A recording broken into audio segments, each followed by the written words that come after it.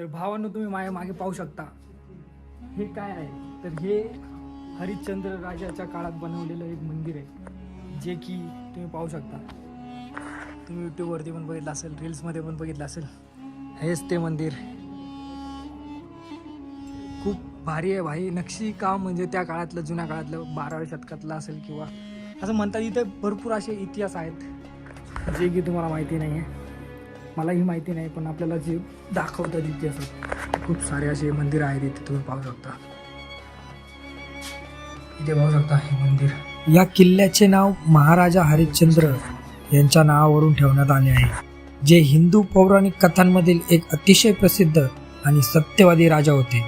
राजा हरिश्चंद्रांची कथा सत्य आणि न्यायाचे प्रतीक आहे असे मानले जाते की या किल्ल्याचे नाव त्यांच्याशी संबंधित आहे, परंतु किल्ल्याचा त्याच्याशी असलेला वास्तविक ऐतिहासिक संबंध थोडा